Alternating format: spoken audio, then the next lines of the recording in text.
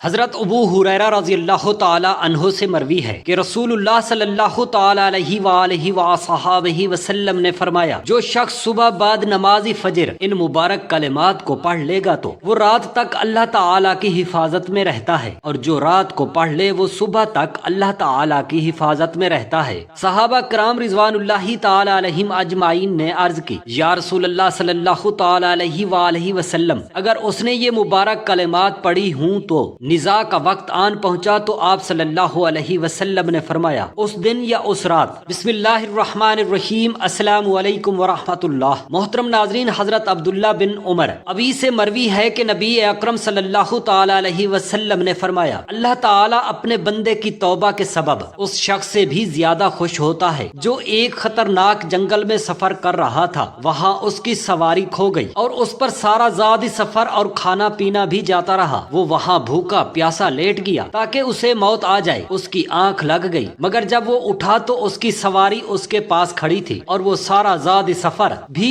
اس پر موجود تھا۔ وہ جس قدر خوش ہوا، اللہ پاک اپنے بندے کی توبہ پر اس سے بھی زیادہ خوش ہوتا ہے۔ حضرت ابو ہریرہ رضی اللہ تعالی عنہ سے مروی ہے کہ نبی کریم صلی اللہ تعالی علیہ وسلم نے فرمایا، اس رب کی قسم جس کے قبضہ قدرت میں میری جان ہے، اگر تم گناہ نہ کرو گے اور اس پر توبہ نہ کرو گے تو اللہ پاک تمہیں دنیا سے اٹھا کر تمہاری جگہ دوسرے لوگ لائے گا جو گناہ کریں گے پھر توبہ کریں گے تو اللہ پاک انہیں بخشے گا۔ اس جگہ وہ حدیث بھی پیش نظر رکھنی ہے، اس جگہ وہ حدیث بھی پیش نظر رکھنی چاہیے کہ بنی اسرائیل میں جس شخص نے 100 افراد کو قتل کیا تھا، جب وہ سچی توبہ کے لیے گھر سے نکلا اور راستہ میں اسے موت آ گئی تو اللہ پاک نے اسے بخش دیا تھا، اس لیے کہ وہ سچی توبہ کے ساتھ گھر سے نکلا تھا۔ اللہ تعالی کی رحمت سے کسی کو مایوس کرنا سخت جرم ہے۔ اس سے معلوم ہوا کسی کو یہ نہیں کہنا چاہیے تمہیں اللہ پاک ہرگز نہیں بخشے گا۔ حضرت ابو ہریرہ رضی اللہ تعالی عنہ سے مروی ہے کہ نبی کریم صلی اللہ تعالی علیہ وآلہ وسلم نے فرمایا، بنی اسرائیل میں 2 آدمیوں کے درمیان بھائی چارہ تھا، ایک بہت گناہ کرتا تھا اور دوسرا بڑا عابد و زاہد تھا۔ عابد و زاہد شخص اپنے اس بھائی سے کہتا، باز آ جاؤ۔ ایک دن اس نے اسے یہی بات کہی تو اس نے کہا، تمہیں اللہ بھی نہیں بخشے گا، اور دونوں کو موت آ گئی۔ جو عابد الزہد تھا اس کو اللہ تعالی نے جہنم میں ڈال دیا۔ اللہ تعالی نے ارشاد فرمایا، تم نے میرے بندے کو توبہ سے کیوں بہکایا؟ اور جس نے یہ بات کہی تھی کہ اللہ پاک مجھے بخش دے گا، میں توبہ کروں گا، تو اس کو جنت میں ڈال دیا۔ حضرت ابو ہریرہ رضی اللہ تعالی عنہ سے مروی ہے، حضور اقدس صلی اللہ تعالی علیہ وآلہ وسلم نے فرمایا کہ اس کی ناک غبار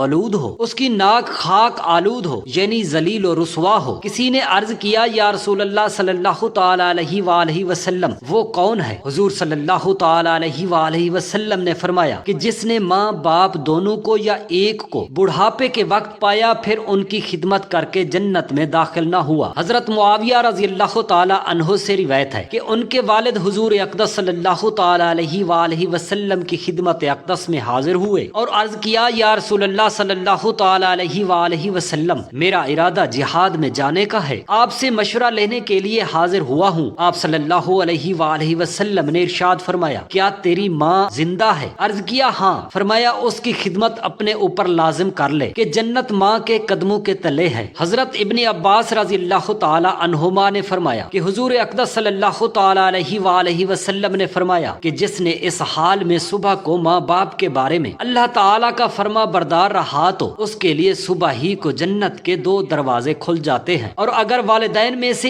ایک ہو تو ایک دروازہ کھولا جاتا ہے، اور جس نے اس حال میں صبح والدین کے بارے میں خدا تعالی کا نافرمان بندہ رہا تو اس کے لیے صبح ہی کو جہنم کے 2 دروازے کھل جاتے ہیں، اور ایک ہو تو ایک دروازہ کھلتا ہے۔ ایک شخص نے کہا، اگرچہ ماں باپ اس پر ظلم کریں تو حضور اقدس صلی اللہ تعالی علیہ وآلہ وسلم نے فرمایا، اگرچہ ظلم کریں، اگرچہ ظلم کریں، اگرچہ ظلم کریں۔ آپ صلی اللہ تعالی علیہ وسلم نے 3 بار ارشاد فرمایا۔ حضرت ابو امامہ رضی اللہ تعالی عنہ سے روایت ہے کہ ایک شخص نے عرض کیا، یا رسول اللہ صلی اللہ تعالی علیہ وآلہ وصحابہ وسلم، ماں باپ کا اولاد پر کیا حق ہے؟ فرمایا کہ وہ دونوں تیری جنت و دوزخ ہیں، یعنی جو لوگ ان کو راضی رکھیں گے جنت پائیں گے، اور جو ان کو ناراض رکھیں گے دوزخ کے مستحق ہوں گے۔ حضرت عبداللہ بن عمرو رضی اللہ تعالی عنہ نے فرمایا کہ حضور اقدس صلی اللہ تعالی علیہ وآلہ وسلم نے فرمایا کہ پروردگار کی خوشنودی باپ کی خوشنودی میں ہے اور پروردگار کی ناراضگی باپ کی ناراضگی میں ہے۔ حضرت عبداللہ بن عمر رضی اللہ تعالی عنہ نے کہا کہ حضور اقدس صلی اللہ تعالی علیہ وآلہ وصحابہ وسلم نے فرمایا کہ یہ بات کبیرہ گناہوں میں سے ہے کہ آدمی اپنے ماں باپ کو گالی دے۔ لوگوں نے عرض کیا یا رسول اللہ صلی اللہ تعالی علیہ وآلہ وسلم، کیا کوئی اپنے ماں باپ کو بھی گالی دیتا ہے؟ آپ صلی اللہ تعالی علیہ وسلم نے فرمایا ہاں، اس کی صورت یہ ہوتی ہے کہ یہ دوسرے کے ماں باپ کو گالی دیتا ہے تو وہ اس کے ماں باپ کو گالی دیتا ہے، اور یہ دوسرے کی ماں کو گالی دیتا ہے تو وہ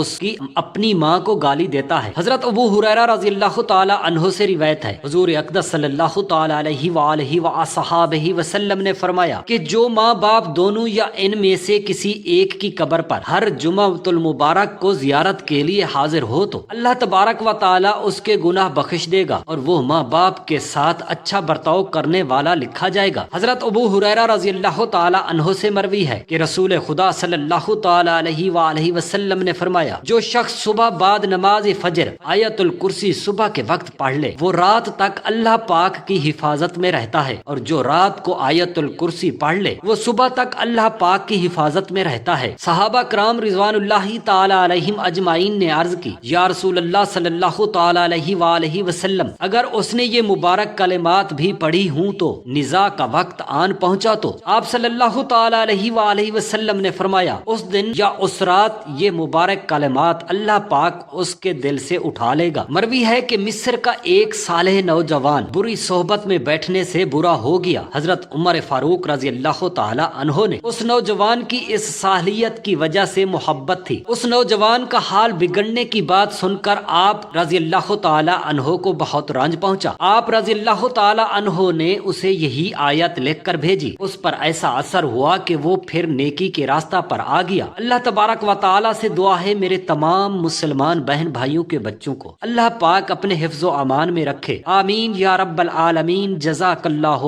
خیرا کثیرا۔